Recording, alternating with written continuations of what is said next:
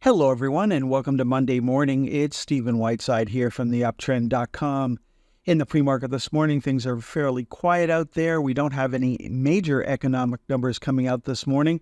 There's economic numbers coming out from some country every hour on the hour during the week, and what I've tried to do is just limit this list to the major ones.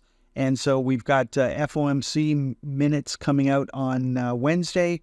We've got jobless claims on Thursday, and then we've got the Fed chairman speaking on Friday. So those are probably the biggest news items of the week ahead.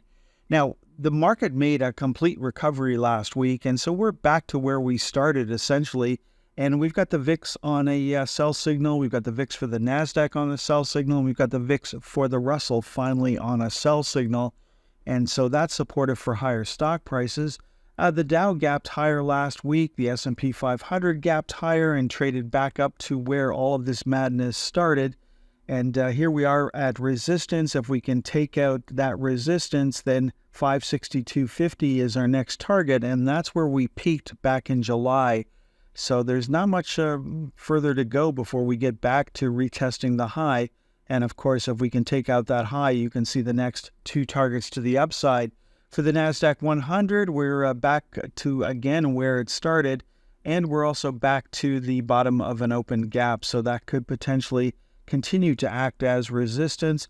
Looking at the Russell 2000, we finally got back on a buy signal on Thursday, and we're stuck here at 212.50, and there's the open gap that still needs to get filled, and if we take that out, then 218.75 would be our next target to the upside. Looking at the Canadian market, we're right back up at the previous highs there at 35.16 on the iShares for the TSX 60. If we take that out, then 35.94 is our next target to the upside.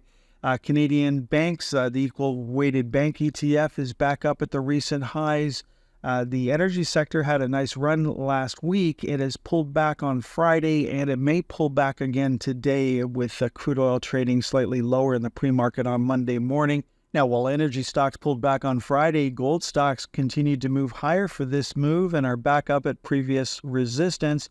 We're trying to break through that. If we can do that, then 23.44 comes into play. I don't think that's going to happen on Monday. Now, while the stock market was rallying last week, we didn't see much interest in the cryptocurrencies, with both Bitcoin and Ethereum still on sell signals, so no change in trend there. And it looks like they are trading lower in the pre-market this morning. Looking at the bond market still on buy signals here for the TLT and the XBB. What's outperforming at the moment are the high-risk bonds, whether you're looking at the emerging market or the junk bond market. There's the HYG, the JNK, both hitting new highs for this move on Friday. Looking at commodity ETFs, we had crude oil pull back into the channel on Friday. A close below $75.51 would give us a sell signal on Monday, joining gasoline already on a sell signal, and natural gas trading in the channel, looking for a close on Monday below $13.88. There's the GLD making a new high, trying to break away from 231.25. If we can do that, then 237.50 would be our next target. Not expecting that to happen on Monday. There's palladium and platinum on buy signals right now, and silver trading up to the highs from 2 weeks ago. Last up this morning, let's take a look at the Magnificent 8 ETF. It's on its fourth day of a buy signal here, and we're trading up, getting pretty close to the 45.31 level. If we can take that out, you can see that there's still an open gap here, and we'll be looking for a move up to 46.88.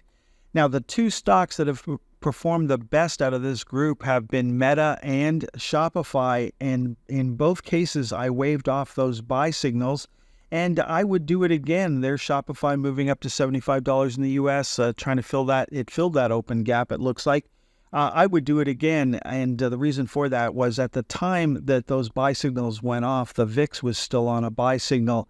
And you can see the big move up we had in the VIX for the NASDAQ. So, it's unfortunate that I waved both of those off and they performed so well. But, next time around, I'm going to do it again, because when the options traders in Chicago are telling me that something could be broken and they're anticipating the stock market to potentially crash, I'm not going to throw new money into the market at that particular time. So Certainly if I'm short one of those stocks, I'm going to cover my short position, but I am not going to go long in that situation if it comes up again in the future. Obviously, I have, if you've got a crystal ball and you can see how things are going to work out when the VIX is that elevated, then use your crystal ball. But I don't have one, and I just got to go with the information I have at the time. Okay, folks, that is all for this morning's presentation. It looks like we're going to have a fairly quiet open on Monday morning. Enjoy the rest of your day. Next time you'll hear my voice is on Tuesday morning.